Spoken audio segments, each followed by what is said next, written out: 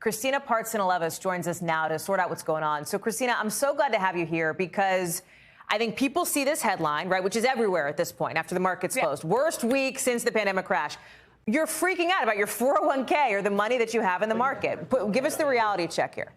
Well, the best thing is to never freak out, or else you shouldn't be investing your money at all, period, right? But in general, we have to think even just over the last 2 years, how high have stocks been climbing? It's just been this upwards trajectory that's a lot of people have talked about overvaluations and things just maybe coming back down to normal.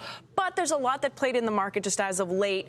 You had technology stocks that were hit quite bad, Netflix being one of them, and that's because Netflix posted their earnings. Subscriber growth is starting to slow down. They've pretty much alluded to the fact that competition is ramping up and the competition stealing their market shares. So you saw Netflix shares down 22% today. Speaking of competition, Disney was the largest dragger on the Dow, and so Disney shares were down 7%. And it's all of tech, and not just tech. You had energy, financials, so many sectors were in the red today. And so the major concern right now is our central bank, the Federal Reserve.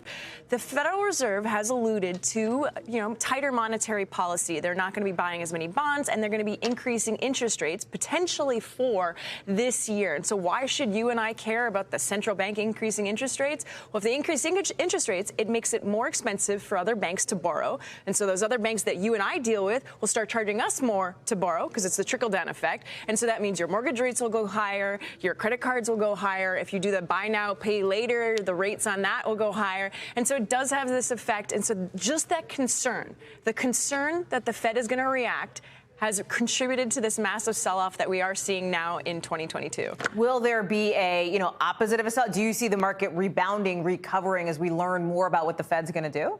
Well, the Fed, they have a meeting next Wednesday, right? So a lot of people are going to be, listening to see if they're going to have this. They use these words like hawkish tone, all this. You don't need to know any of all that. What you need to know is that if they go ahead and they say, markets have not been, markets are bad, but it's more about inflation. So if inflation is starting to cool down, then maybe they don't need to react as harshly with those 4 rate hikes. Instead, maybe they can just put 1 or 2 just because rates have been low for so long.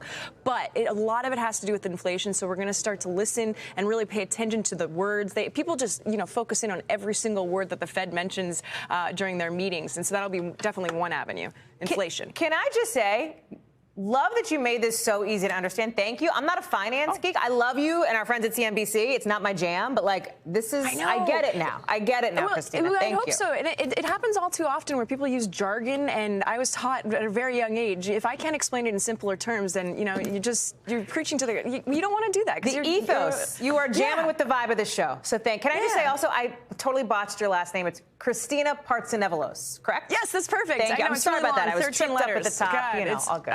I get it my whole life. It's long. I appreciate you coming on. Thank you so much, Christina. Thank you. Thanks. Thanks for watching our YouTube channel. Follow today's top stories and breaking news by downloading the NBC News app.